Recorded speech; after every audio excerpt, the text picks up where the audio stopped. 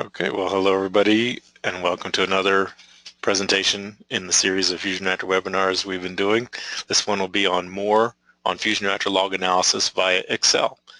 Just quickly, my name is Charlie Earhart, and I'll be your host for the next hour or so. And this is a follow-up to one we had done a few weeks ago, where I reviewed the FusionReactor logs and showed various ways to analyze them outside of FusionReactor and why that was powerful. So if you haven't seen that one, do go back and watch it. All the webinars are recorded. This one's being recorded.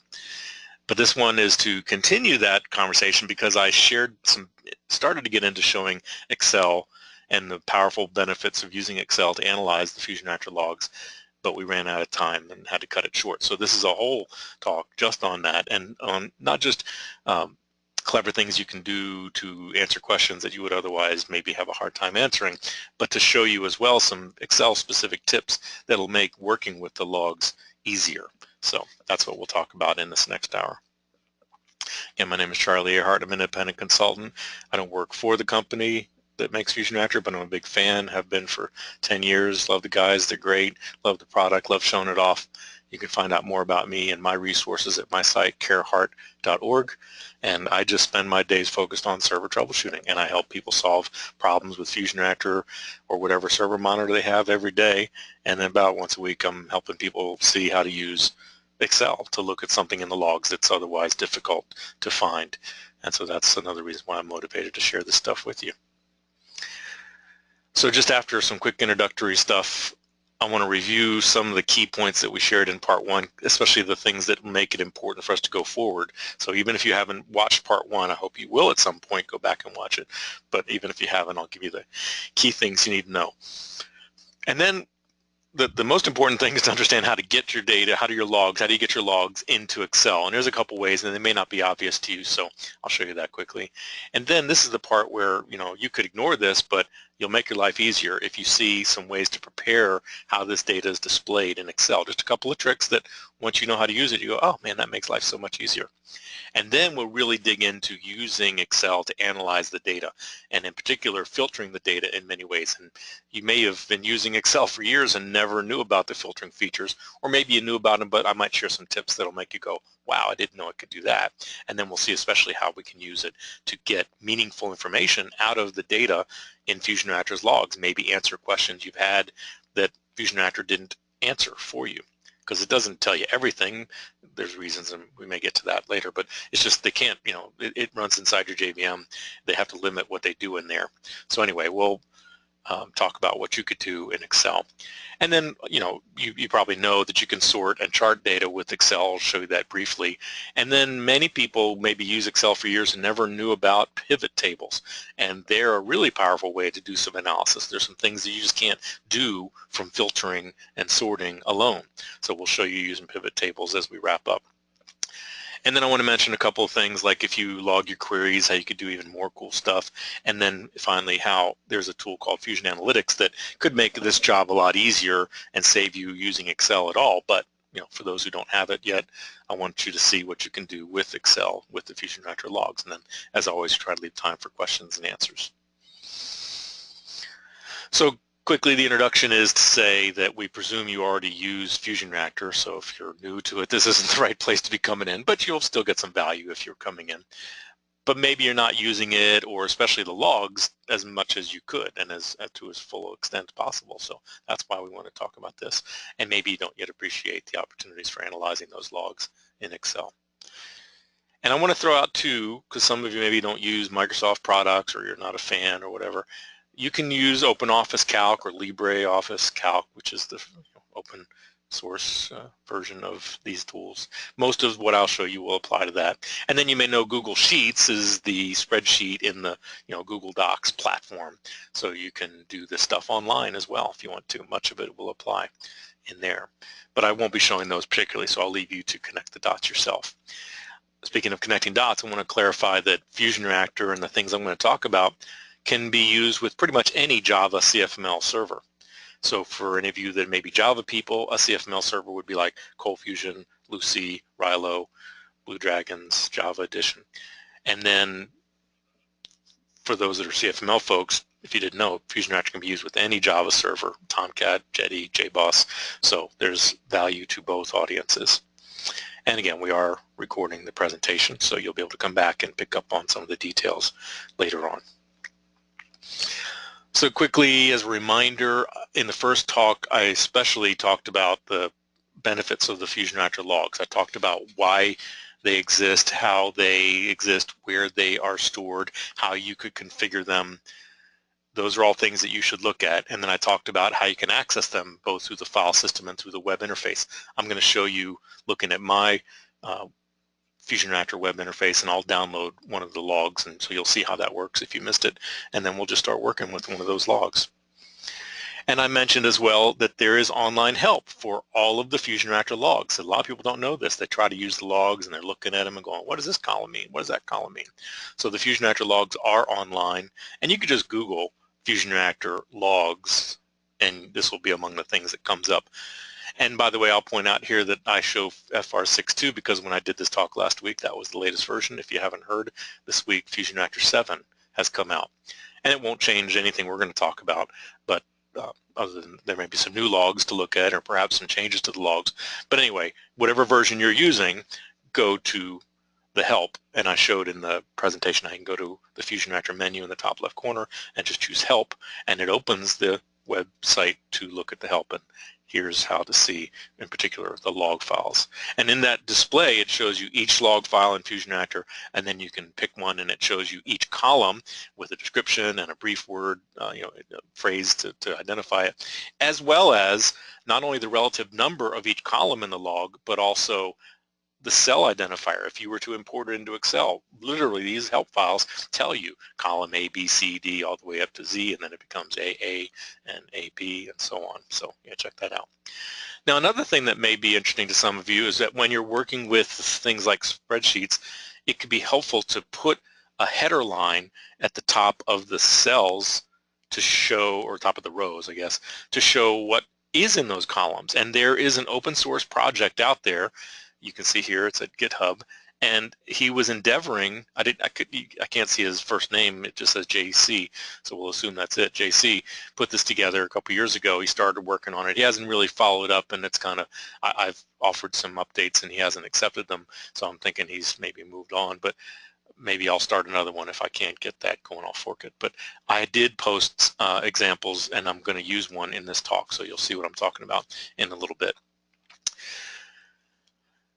Now, I'd mentioned in that other talk that there are different tools for viewing them. So this is just one of the many ways you could view FusionReactor logs. So you can go back to that part 1 to see the other ways to view the logs if you don't want to use Excel. Okay. All right, so let's get started with importing data into Excel. So there's 2 ways to do it, and each one has their purpose. One is if you've got a file from a FusionReactor log, from a zip, if you know what I'm talking about, how you get those, again, covered in the other talk. You could take that file and put it somewhere in your file system and open it. In Excel, you could do file open. And the key point is that when you open a log file in Excel, it goes, oh, that's not an Excel file. Do you want me to import that? And you'll say yes, and then there'll be an option to say I want to delimit it, and the delimiter should be chosen to be a space. Okay, so that's one, and I'll show you an example of something similar to that in a moment, but that's easy enough. Also, if you're looking at Windows Explorer, File Explorer, whatever you call it, and you right-click on a file and you say Open with Excel, the same thing would happen. If it was a log file that you opened with Excel, it would offer this import dialog. And I showed that in the other talk. Now, this right-clicking on a file to open it in Explorer, just to let you know, if you open a zip file with Windows Explorer, you won't be able to right-click on it and open it. You'd have to copy the file out and put it somewhere not inside the zip. So again, I know some of you may be lost by all that. Don't worry about that. That's not critical. And you could extract the files, of course. But here's another thing you should know. You could open the file. You could open the file on your local machine in the zip, and you'll see the Notepad or WordPad or whatever you use to whatever editor. You can see the log contents. You could then copy that out of that file and paste it, and I'll show you that in a moment. But I also want to throw out this would be valuable if you are working on a file on the server and you want to analyze that data on your local machine. Well, if you have Excel on the local machine, Of course, you could copy the file down, but some people can't for whatever reasons. But maybe you can copy text. So you might find that you can just copy the text out of the file in the editor and then paste it into Excel. So that's what I'm going to show you, is doing a paste into Excel. And when we do that, then we want to take advantage of a feature called text to columns. So let me go ahead and open up an example and show you that. So give me just a second. I had Excel open. I want to close it.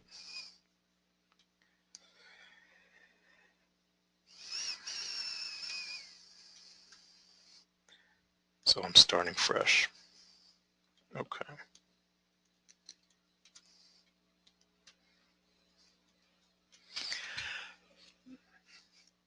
So here's Excel, and we'll come back to that in just a moment. And more importantly,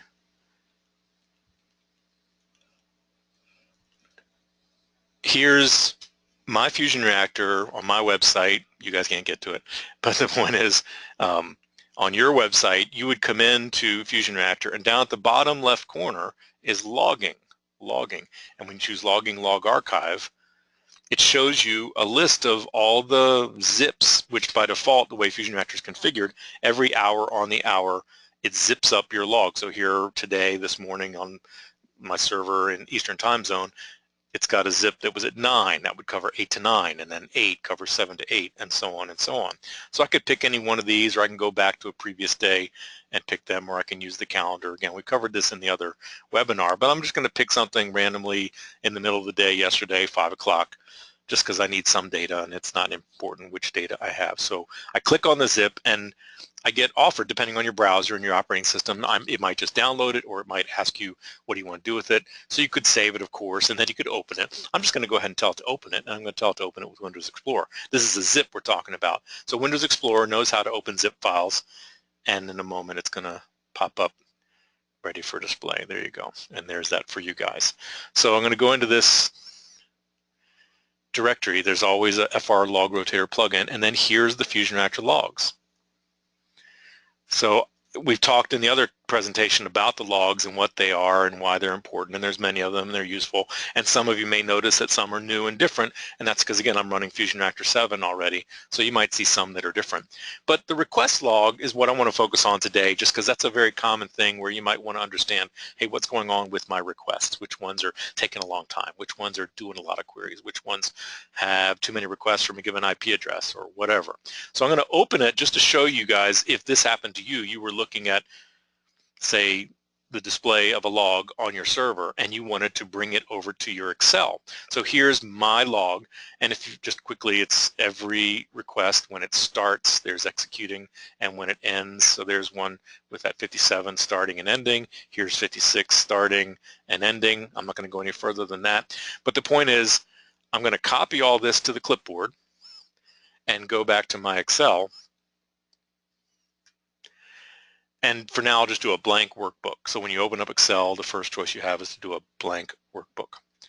And if you put your cursor in the top left corner, this A1 cell, and paste what you have in the clipboard, there's the same stuff that was in my log. Now, on the surface, you might think, okay, that's helpful, but you might also go, wait a minute, they're not lined up. The URLs aren't lined up, the get and post and the IP address, what's up with that? Well, it's not really detected that it's a log.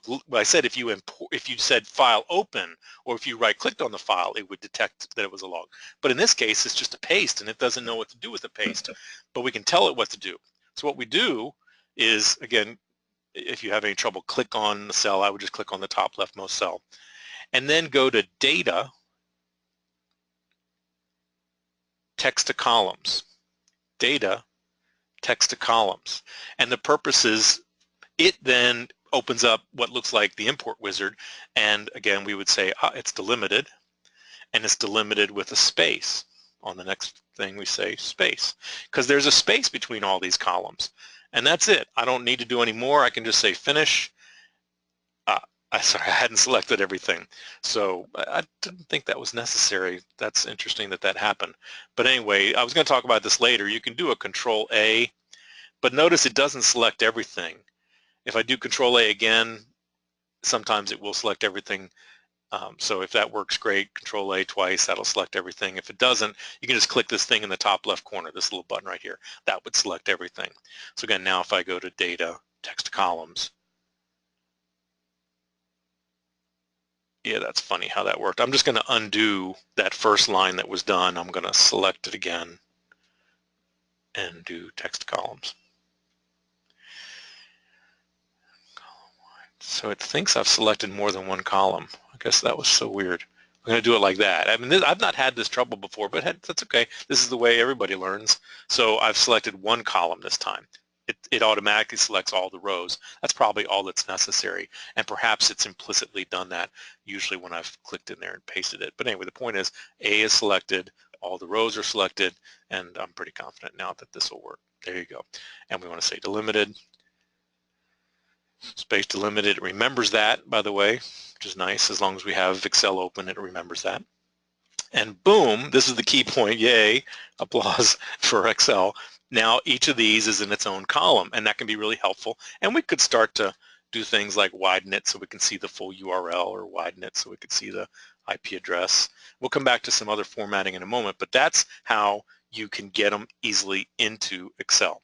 All right, so that's cool. Let's go back to the presentation. And I want to point this out. If I open another new blank document and paste another set of log file columns in there, Excel will remember to convert it to text, to convert the data to columns. It'll do that automatically.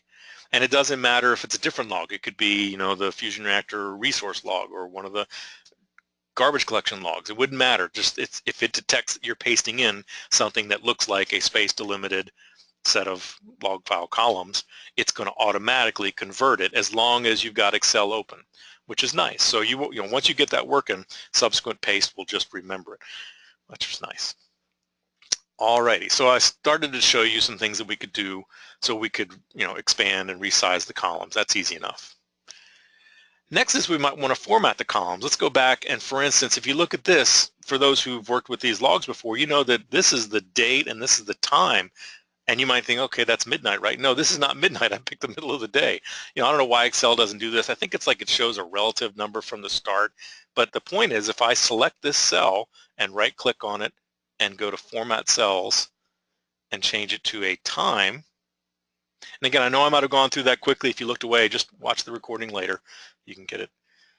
And that's it. I didn't pick any particular time. I just said format it as a time, and boom, there it is, and that's what it should be. All right, so that's nice.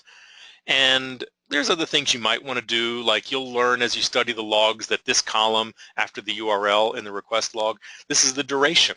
So this is in milliseconds. If I wanted to, I could come in here and format this as a number with a row separator. And I can still do math on it. And there's functions and features in Excel to take advantage of math. But the point is now it's more easy for me to look at that and say, that's a second. For those that get that, that's milliseconds. All right, so that's that.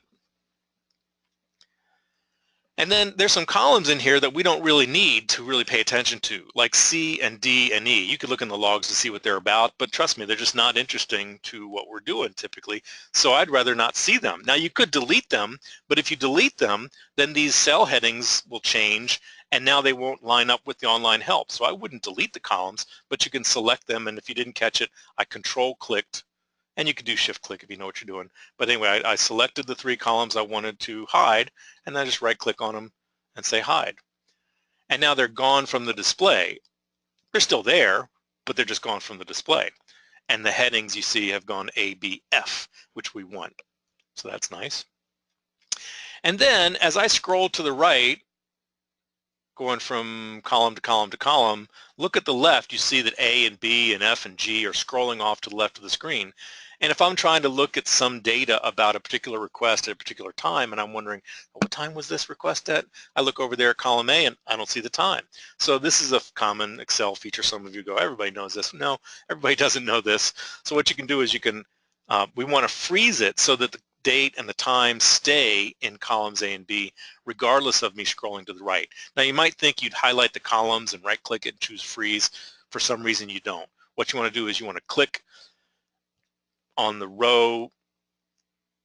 Well, actually I should back up and say I'm going to want to insert a new row with a header. I should have moved this around. Let me just insert that row for a new header, and I can just right-click anywhere and say insert, and I want to insert a row above this. So I'll come back and make a header in there.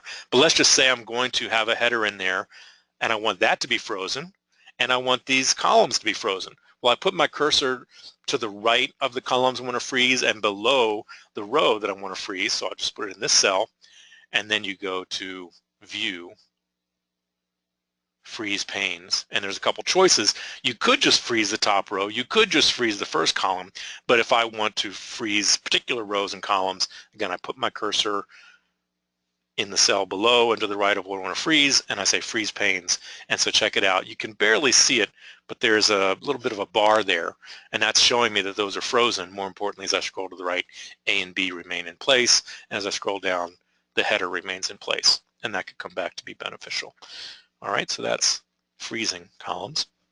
And yeah, so here's where I should have, let me just do this in case I ever give this talk again. Let me just put those two in different order. Okay.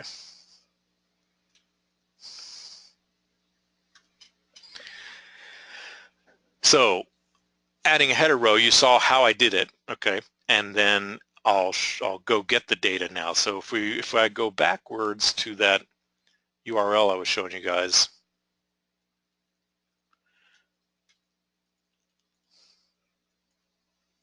this, I'm going to go ahead and click on it and go, it'll open my browser. And that'll probably be on a monitor you don't see. There you go. So this is the GitHub project for the FusionReactor log tools. And if you were to look at the code, you'd see he's got various files that he liked, the DB pool headers, the hit count headers, hit count, JDBC, real time, but he didn't do the request headers. So I created a pull request, and he hasn't accepted it yet, but you guys can go look at this yourself. So if you go to pull request, which if you don't know about GitHub, I know that's confusing, but this is me pushing to him, hey, would you please add this? And he hasn't accepted it yet. But look, there's request headers and resource headers. And all I gotta do is click on the link and scroll down, and there's a link to it, and click on that, and there it is. So what I'm saying is that this is a single line with space delimited separators, and each thing is a header that describes a column in that request log. So without the plus sign, I'm copying everything to the clipboard and go back to Excel, and I'll just whack that into this first cell. Now, this happened last time too. It's one cell and it's all spread out down here, and it's hard to see. Actually, that's funny. That doesn't look like what I expected it to look like. But anyway, I'm going to click this A1 cell and do the data text to columns as delimited. And there you can see the data right there. So it did pick it up. So delimited, space delimited already detected, finish. And there, boom, it's done it. Now it does this stupid, sizing that's really whacked and way off. So I'm going to select this whole first row and right click on it, and there is a row height, and I'm going to change that back to like 10. And maybe I should have made it 20, 15, something like that. It's a weird behavior. I haven't noticed it always happen, but it does sometimes happen. So again, if you got lost there, just watch the recording to be reminded. But the bigger point is, yes, now I've got a date, and this too has kind of gotten whacked. I'll just double click on it to make it fit. So there's date, time, the request ID, the request status, which tells you whether it started or ended, thread ID, client IP address, the URL, and so on. And this is very helpful because when we do some of the things we're about to do, knowing what's in the column, it'll actually take advantage of that header to allow us to know what to do with that. Okay, so that's great. All right, so there's the header in place.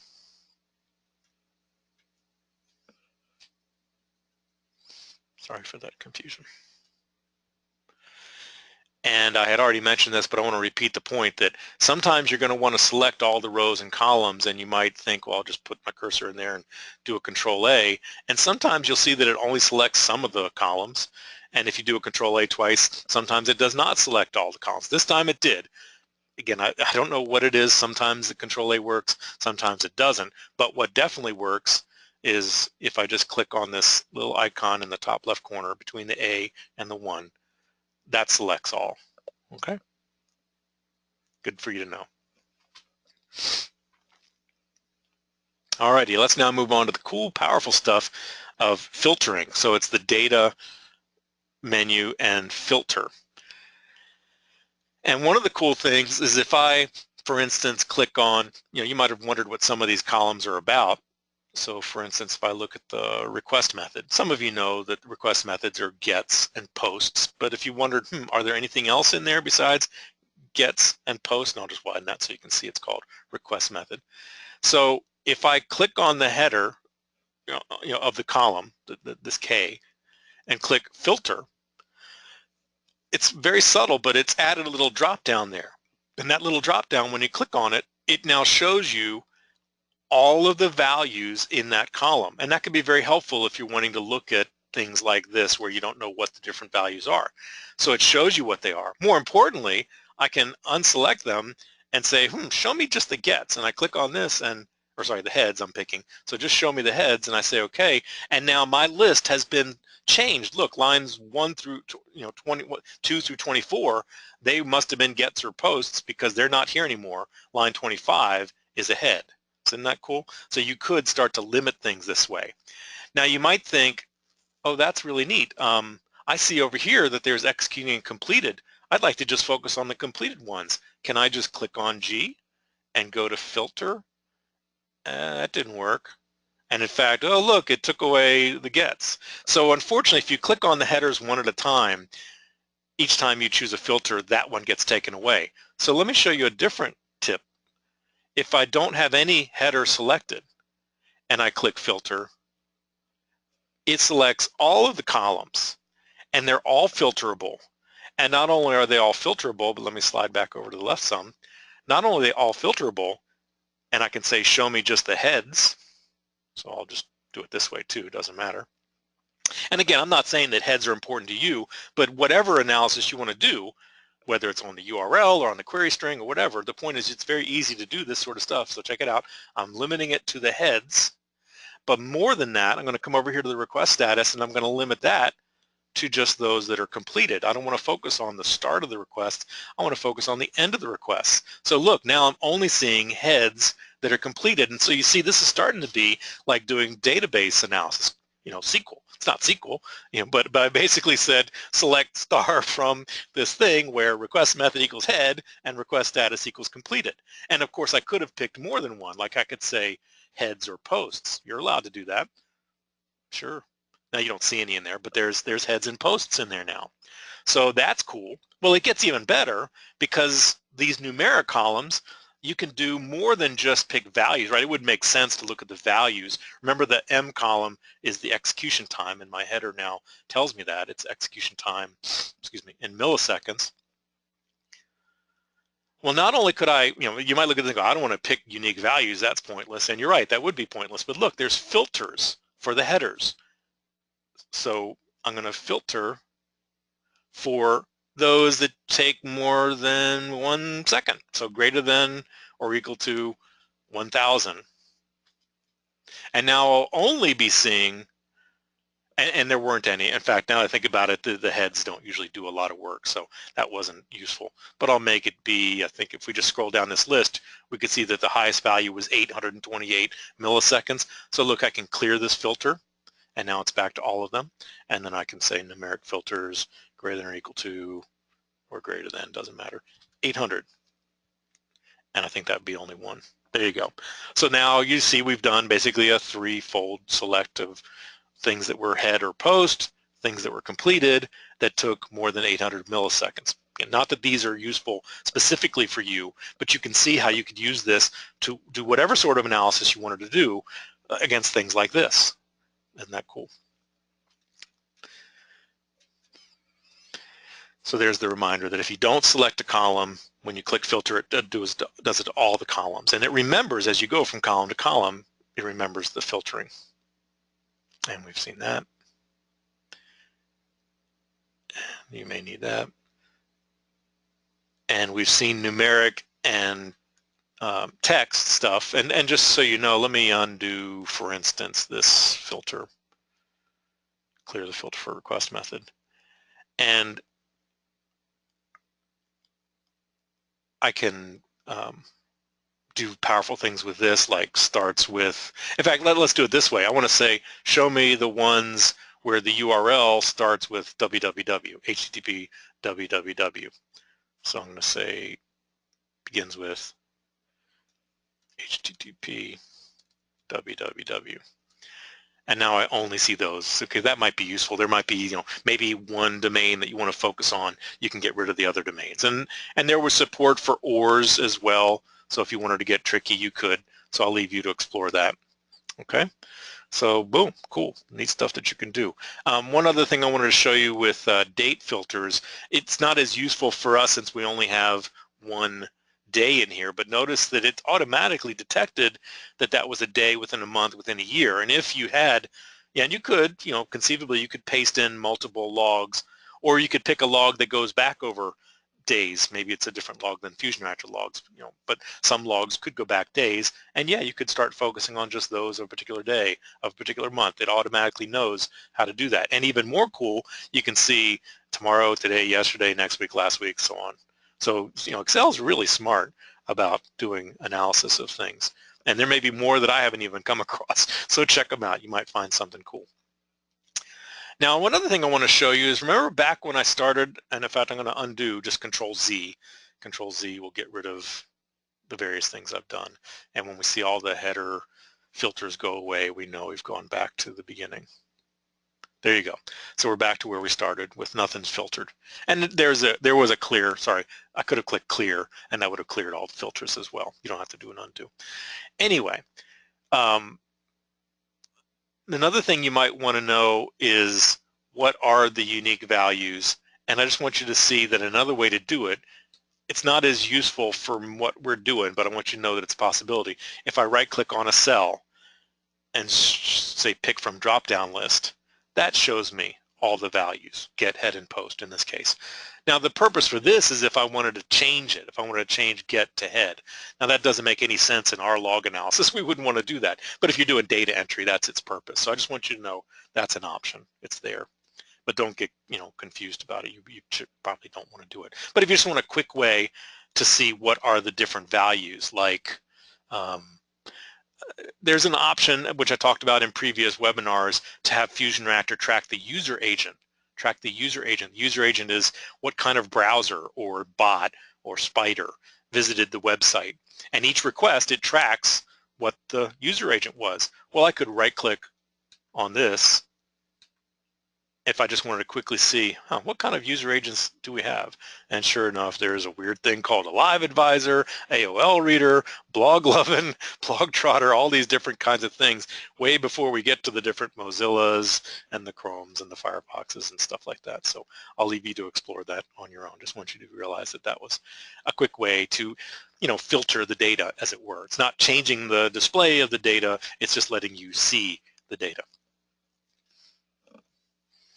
And then one other thing I wanted you to realize is that if you did apply some filter, you know, let's say I did say, show me only those that were completed, and I'll do the select one filter and show me only those that are completed.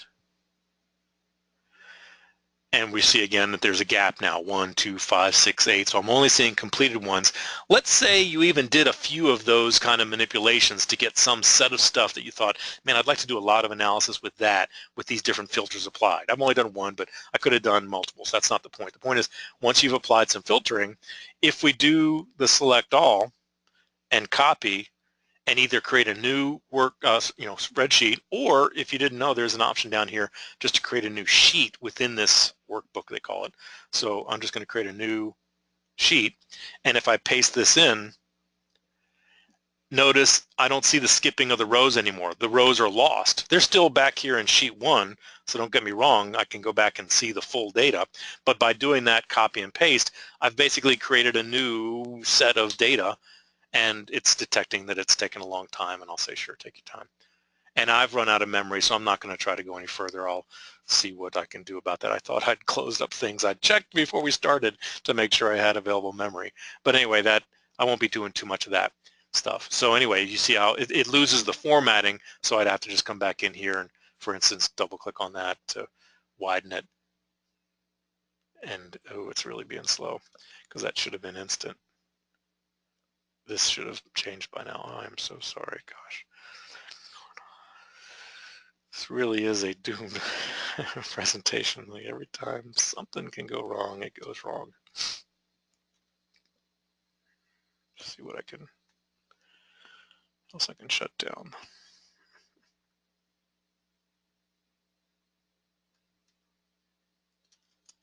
You're not seeing this, I understand. Just take my word for it. I'm trying to close out some things.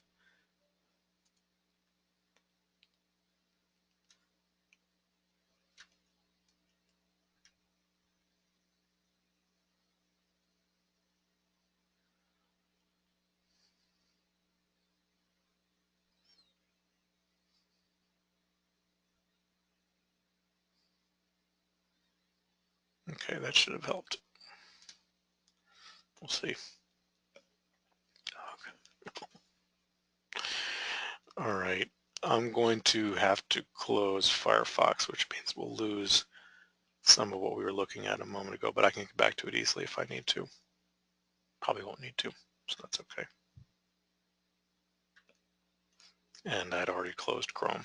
Happen to have both open for various reasons.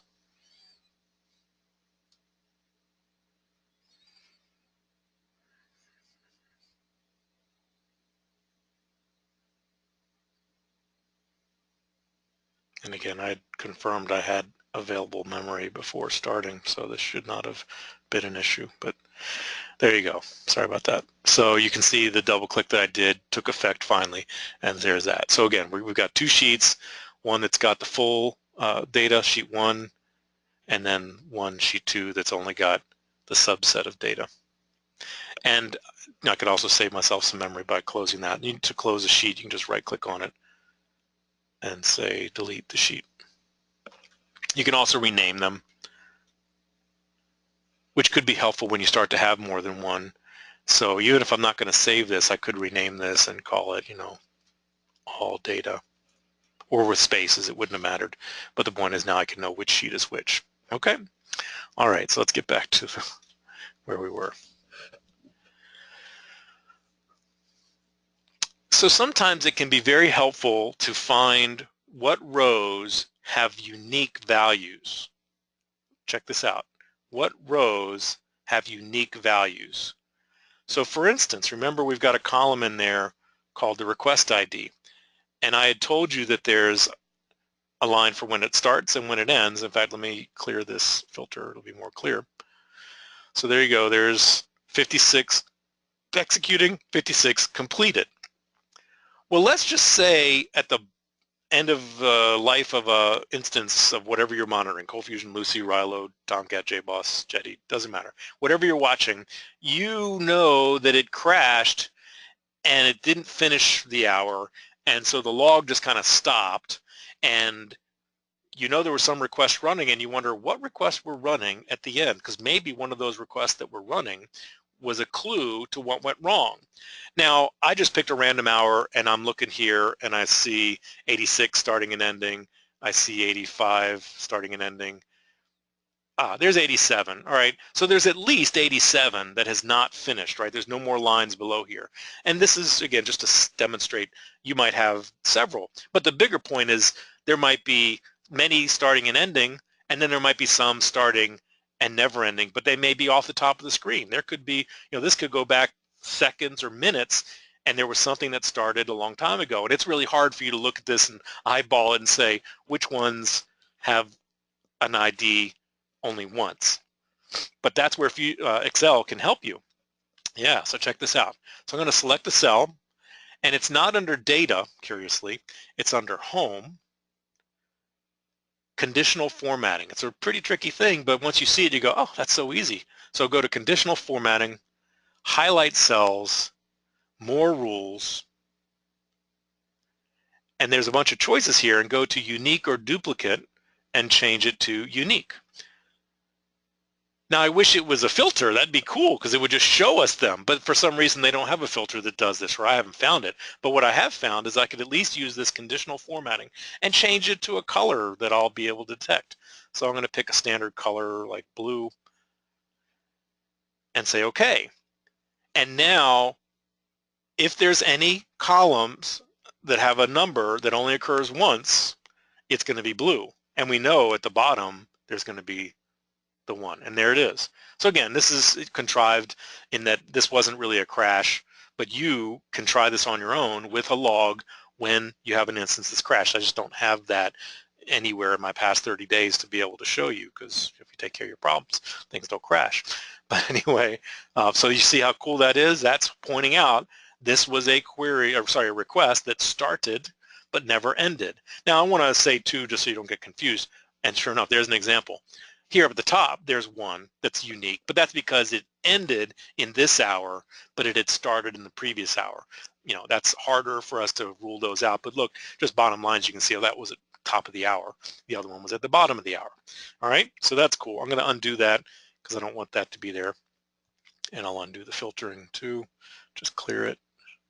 So we're back to square one. All right, so there's that. And I already showed you that. I'm sorry, I don't know why I said that again. Now, one other thing before we move on to pivot sorting and charting and pivot tables, this is really potentially important, and it's new. If any of you were here last week, I didn't get to show you, and with a couple of problems we had, again, I'm going to have to give pivot tables some short shrift, but we'll get to it just a moment. But I want you to see this because this is very powerful too. You can save a template with everything we've done.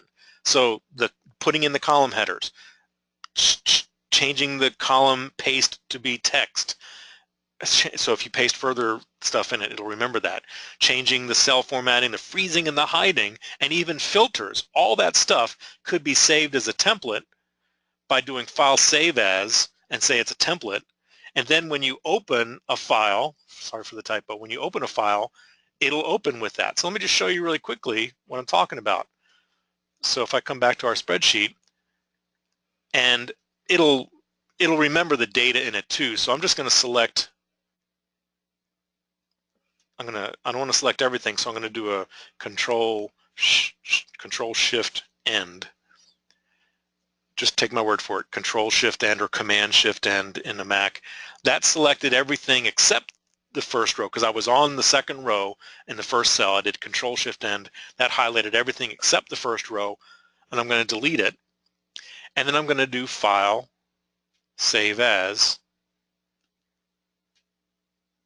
and put it wherever I want. And when you go browsing it, the first place it goes to, in Windows at least, is your documents, custom office templates. So just take my word for it. If you said browse, it would go there. I'm going to go there. And you change it from being an Excel workbook to here in the middle, sorry, XLTX. I said XLTS, it's XLTX for a template. And I've already got one saved, but I'll save another one called request 2. So now I've got a new template, and check this out. If I say file, new, not blank workbook, but here I choose personal. So there's featured and personal, and there's my 2, and I'll just choose this one, Rec 2. I've got it open still. Sorry, that's one little quirk behavior I've noticed. Because we said save as, that file's still open. So I'll just, can I undo that? I'd love it if I could. No. But what I will do is I'll take all this, and I want to save it because we have stuff in there. And then I'll come back and close this one. Don't save. Don't save. And the point was, if I say file, new, personal from request 2, I've got not only my blank spreadsheet with my headers in it, but there's the freeze as well, and the width of the column and the formatting of the thing.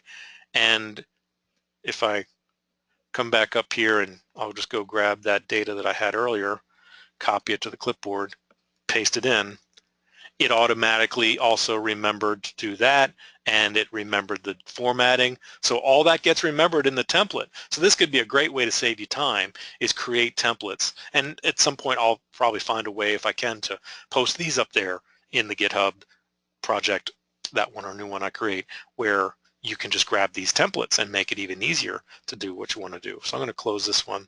So we're back to where we were before. All right.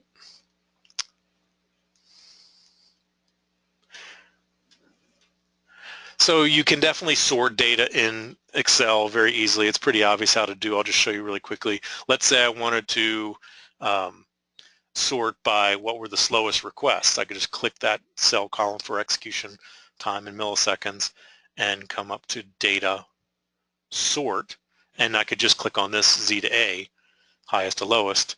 It automatically prompts to select all the rows and columns, and boom, there's my slowest requests.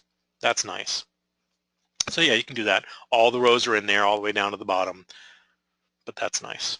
One other thing before I forget, there's a nice filter that could be beneficial. Sorry, if I choose this and filter, whether you've sorted it or not, doesn't matter. But check this out. Under number filters, I forgot to point this out earlier, top 10.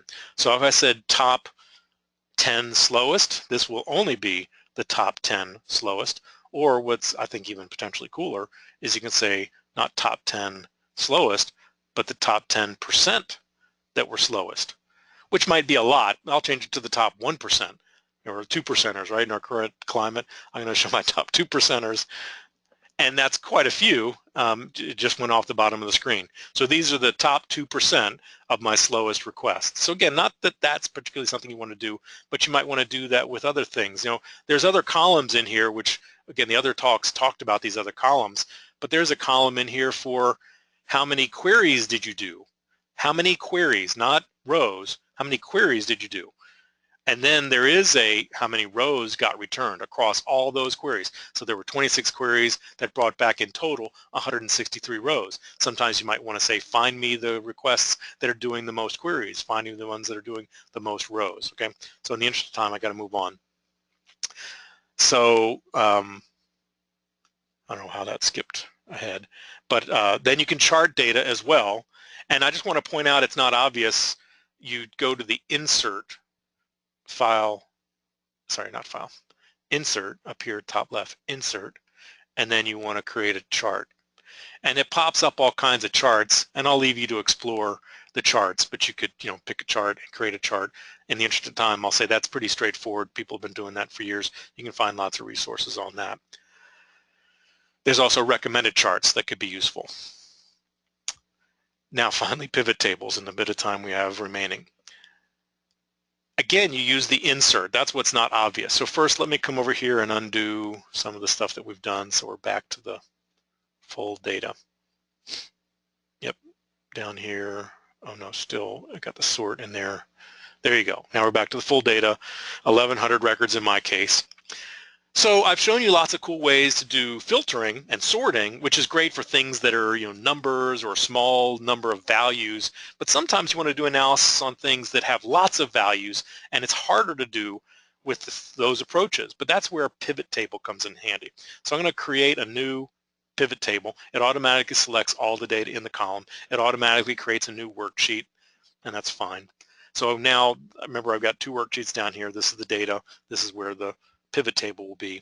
And I could do some pretty powerful stuff. So for instance, let's say I wanted to do a report by IP address. So if I click on this and drag it to rows, this will have the IP addresses over on the left. And then for columns, maybe I want to focus on the kinds of, well, let's say user agent. Yeah, so I'm going to say I want to see the kind of user agents. So I'm going to put that in columns. So now I've got IP address and user agent, and I know some of them are very long.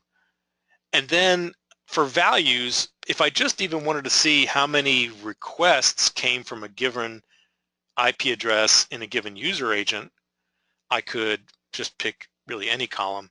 I'll pick the request ID and drag it in here. and change it to a count. Field value settings, make it a count.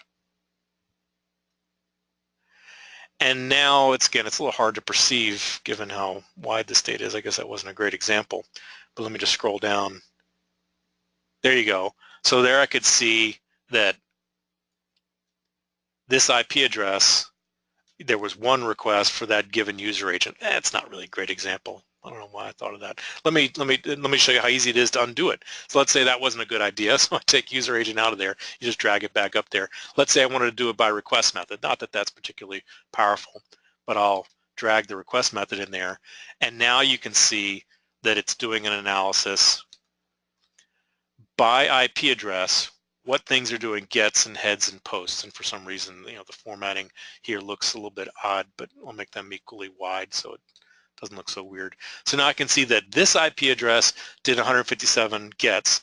Maybe more interesting is this one did a bunch of heads and a bunch of posts and a total of 18. Yeah, cool stuff. Now,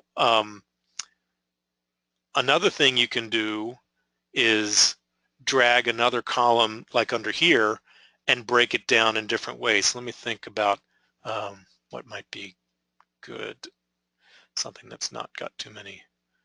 Well, let's try the user agent. Check this out.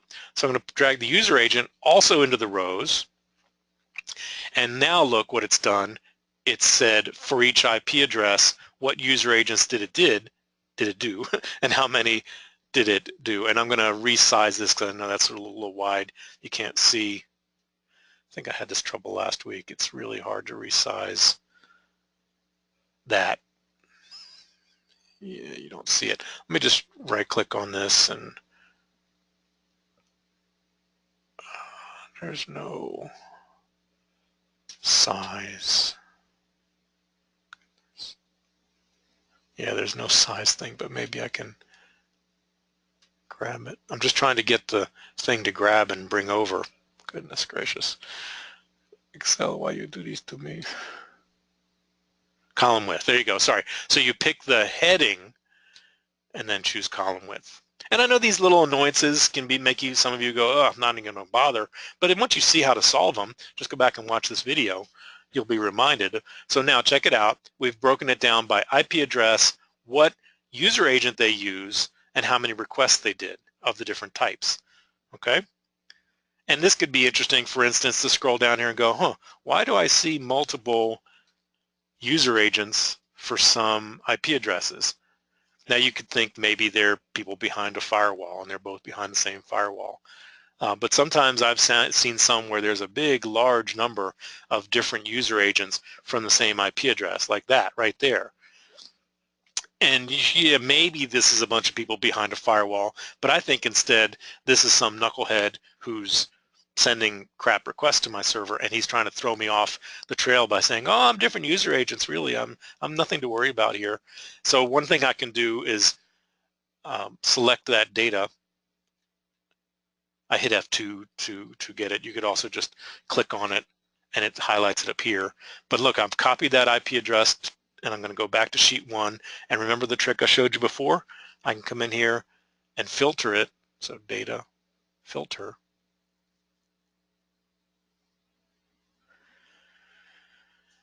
And just put in that IP address in the search. And now I'm only seeing what requests they did, and if I make this now wider, I can see, huh, they were curiously hitting different URLs, and I might look at the query string just to see if they were doing anything naughty, and only in one case were they. So, just stuff you could dig into, but pivot tables are awfully powerful, and I'll leave you to explore them more on your own. I'll also point out that there is a feature, I'm going to undo the formatting, and what I was showing you is to add pivot tables. You want to insert pivot table, but you can also choose recommended pivot tables. Check this out, recommended pivot tables. And because I've got the headers, remember, it's showing me, hey, I could do these kinds of analysis, like right here, the memory stuff isn't as interesting as you might think, but, and that's not as interesting as you might think, but you never know, it might pick something where you go, oh, that's very interesting. sum of JDBC, yeah, look at this, sum of JDBC total time by URL. Pretty interesting, right? So I'm going to say OK to that. It creates a new sheet, and again, it's too wide to be useful. So now look, it automatically said, I'm going to give you a breakdown by, and it's hard to see here, but this was the JDBC time. There it is, it says sum of JDBC total time. So this is saying what URLs spent what time doing database calls. Pretty interesting. I mean, you might take advantage of that. All right, and there's ways to sort things. I'll leave you to explore all that because we're out of time. But I just want you to see that that's really very powerful stuff you can do. And if you're in OpenOffice Calc, they're not called pivot tables, they're called data pilots. One other thing I wanted to say is that if you tell FusionReactor to log queries, it doesn't do that by default, but if you go to JDBC settings and enable the logging, it would now track all this stuff. FusionReactor already tracks it, but it doesn't log it. FusionReactor tracks queries, stored procedures, ORM calls, client variable database processing if you're using Cold Fusion, but it doesn't log them because it could be millions a day and they didn't want to have you fill your logs. But if you enable it in JDBC settings and then logging, enable it, it would now log them all, every one of them. You can go further and say only log those that are slower than X, I believe it's milliseconds, sorry for that. But anyway, look at what it says on the page. I forget what it says, I think it's milliseconds. But you could then say, okay, I only want to log the really slow ones. And the point is now that you've got all or the slow logged queries, you could do these same analyses that we just talked about, but do it against your queries across requests, which is very interesting. I'll leave you to tie that together with what we've shown so far. Now finally I want to say, what if you wanted to do this kind of cool analysis but you didn't want to do it in Excel? Consider Fusion Analytics. Fusion Analytics is a sister product to FusionReactor, and its job, you install it typically on another machine, could be on a desktop, laptop, server, virtual machine, whatever, and it pulls the logs from FusionReactor into a database that you implement on that machine or in that network. And FusionReactor manages the database, but you create it. And then as the logs are pulled in, Fusion Analytics pushes the data into that database, and it aggregates things as it goes, and it rolls it up in important ways as it pulls each row in.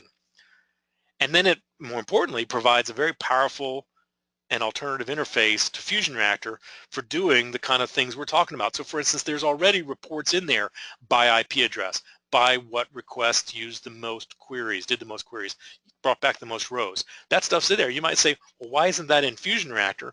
Well, it's because FusionReactor runs inside the JVM, so it's literally in your JVM along with whatever you're monitoring. So they need to keep it light and tight, and so they'd love to add more, but they're always cautious about adding more.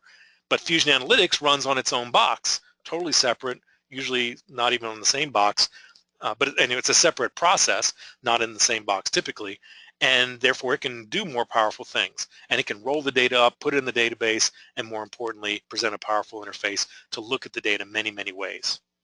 And it's got a very useful time picker to go back over days, because since it's in a database, it could look at previous hours, previous days, weeks, months, years, and even aggregate data across minutes, hours, days, months, years. Very, very powerful tool. Can't say enough. And it's got reports, and it can break things, it can break things down by clusters, by applications within your instance. It can even detect frameworks, CFML frameworks, and handle showing requests differently based on the model view controller, a style approach that you might see in your URLs, front controllers. Anyway, it also offers powerful daily reports by email showing a lot of this assessment of things that it's detected. So really powerful tool. Go check it out yourself at fusion-analytics.com, and you can even see an online demo of it as well. Really worthy of its own webinar too, which we'll do at some point. So wrapping up, there's lots of resources out there, of course, on Excel.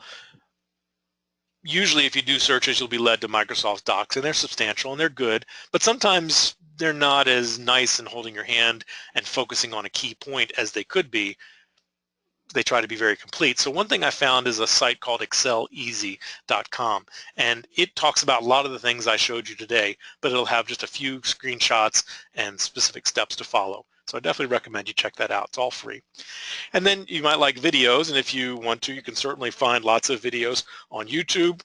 And from Microsoft's site, they've done a lot of videos, but you might want to consider also online training.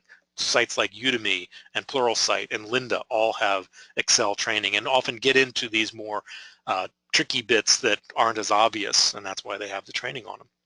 So check that out. So as you can see, there's lots of ways to analyze FusionReactor's logs with Excel. I hope you've appreciated them and seen what's powerful. We started with just simply improving things to make it easier to see the data. Then we talked about filtering it and sorting it and charting it, and then pivot tables and the other stuff that we talked about. All right, so in the interest of time, I'm trying to wrap up really quickly because we're a few minutes over. So we do plan to do a future webinar on Fusion Analytics, another part 2 on some troubleshooting issues, and then again something on what's new in FusionReactor 7, which I said coming last week. It was announced this week, so go check that out if you haven't, and you can see these webinars, past ones and this one soon, at the webinars page, and these, when they're announced, will be posted on the webinars page. Phew. So if you have any follow-up questions, you can definitely find lots of great resources online at fusion-reactor.com, downloads, docs, videos, tech notes, all that stuff. If you have questions, you can ask them directly. If they're sales-oriented, send to sales. If they're technical, send them to support. And they're very good about responding. Maybe the next day because they're in Germany, and so time zone might be shifted, but they try to even answer, late into their day, into the middle of our day here in the U.S. where I am. And then there's a phone number for calling sales. And if you need consulting assistance, there is cfconsultant.com, which is a sister site to fusionreactor.com, and you can get help with anything related to using the tools or solving problems in your server. And sometimes they would put me in touch with you through that service. All right, so we do welcome your feedback on these webinars and any others you'd like to see, so do let us know.